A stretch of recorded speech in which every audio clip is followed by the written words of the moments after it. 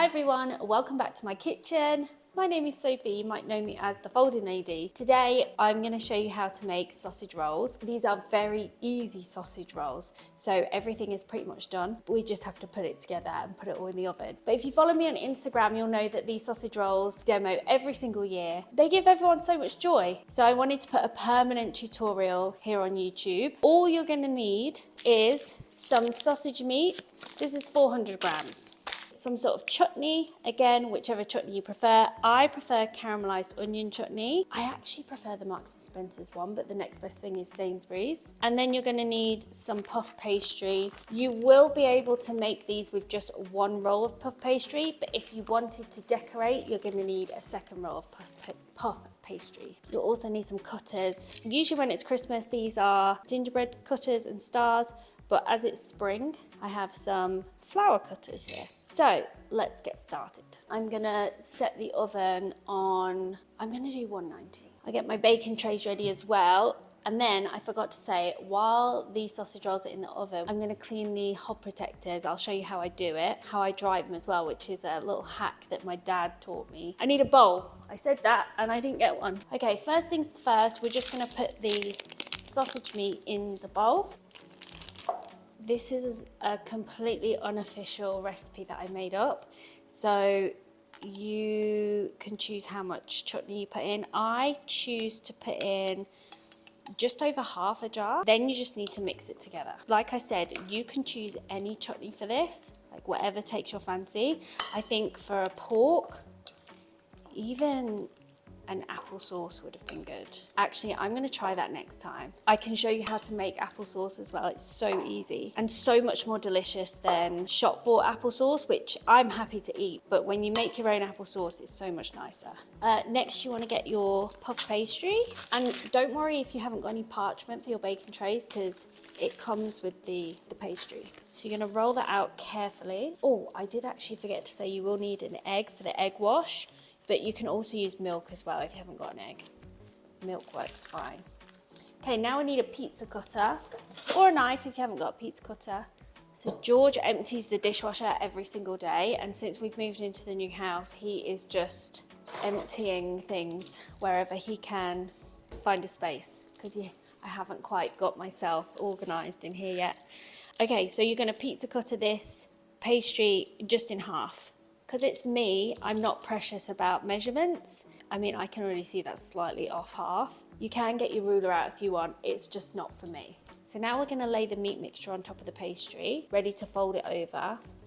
You wanna do this in a big long line down one side. And the 400 grams of sausage meat should be exactly the right amount to halve between your pastry. So I have a lot of American followers on Instagram. They're actually my first followers, were American followers. And what I didn't realise when I first did this sausage roll recipe is that sausage rolls aren't really a thing in the US. I just had no idea, but you sure love these. And if you are American and you're coming to the UK, if you want a really good sausage roll, I mean, you can go to most bakeries and get a really good sausage roll, but I do love a Greggs sausage roll. The pastry is nice and crunchy. I wish I could crack an egg with one hand, but I just can't. Oh, and I just got shell in there. Like I said, if you haven't got an egg, don't worry, you can just use milk. So we're just gonna use this egg wash to egg wash this section here, just to give it something to stick to when we fold it over. So you can pull this pastry a little bit because it'll feel like you've got quite a lot of filling. But feel free to pull the pastry, but I would give it a roll first and just tease it all down and then give it a pull, and then you can just push your filling back. Because what I like a lot of a pastry crust here. It's just a bit yum to have that pastry crust to bite on. And then with your fork, secure that down. So that's one done. Don't egg wash the top just yet. We'll egg wash it when we've done this one. These are such a great offering if you've been asked to bring something to a party, maybe on Christmas Day. Be the person that says, I'll bring sausage rolls. Now you won't require this whole roll to decorate, so you'll have some left over, for which I recommend what my granny used to do and put it in the oven and then add jam or cream. afterwards. That's what she used to do with leftovers, leftover puff pastry. When I was a kid, I didn't like the cream, but my God, did I love the jam. And now this is where you want to egg wash the top, because that will give the pastry shape something to stick to. Oh my God, these are so yummy. What a treat making these in the spring. I don't know why I just do this at Christmas. It's like I only really make the cheesecake at Easter because I host on Easter Sunday, and I always make a mini egg cheesecake, and I don't make it any other time of the year. You don't want these shapes too big, by the way, because these will reflect the size of your sausage roll. So that's what you need to think about. How big do you actually want your sausage roll? Space them out just enough so you can cut in between. So not too much, not too little.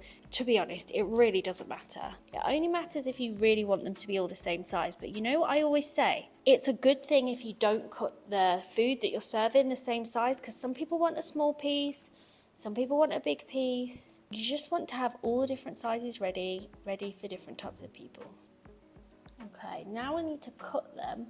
Sometimes when it's hot, if you're making these in a warmer house or warmer weather, they're quite hard to cut. I would recommend using a plastic knife. Obviously, not everyone has plastic. I don't have a plastic knife in my house. Or use your bread knife, or you can put them in the fridge for half an hour. They'll be much easier to cut. I am going straight in. The other thing that's really useful is a super sharp knife, but you do have to approach with a little bit more care. But putting them in the fridge for half an hour will help for sure. Ooh, they look so nice. I feel like the pollen, the little circles are gonna fall down.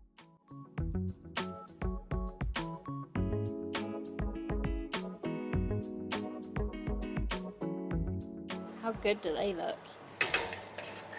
Okay, so we're gonna put these in for about 20 minutes and see how they're doing.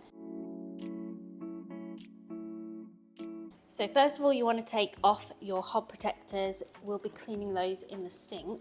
Really important to use warm water as well. So I'm going to use this washing up liquid, and you want to put a little bit like that, a little bit like that. You can see the grease is being lifted already, look. You got to keep doing it in layers, I find. The cloth I'm using is the E-cloth. It's so good. And you really want to rinse your cloth in between, because otherwise it will just keep going. But the reason why it's nice to use the washing up liquid and not think you need something special is because I'm not really into cleaning products. So it's nice to be able to use the same product for more than one thing. So I'm going to use my carbon cloth now, which is again another cloth that can be used everywhere. Look at that. So just use the same cloth to clean them with the washing up liquid that I'm bringing off of here. To dry them, you just put them on your tea towel, fold that first bit over and then roll it up.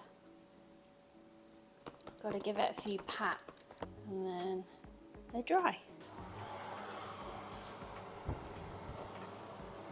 Okay, so what you're going to see when you're using a chutney, especially this caramelized onion chutney, is all the chutney liquid at the bottom. This is fine. This is exactly what we want, because when that cools down, you got to let them cool down on the tray. When that cools down, it hardens and it's delicious and sweet and really adds to the sausage roll. Yummy, yummy. The flowers are so tall.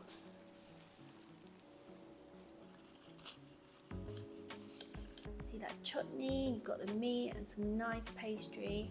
What a treat. As always, thank you for joining me in my kitchen. I absolutely love making baking videos. If you want to see any of my other videos and more baking videos, then make sure you subscribe to my channel. I will see you next time.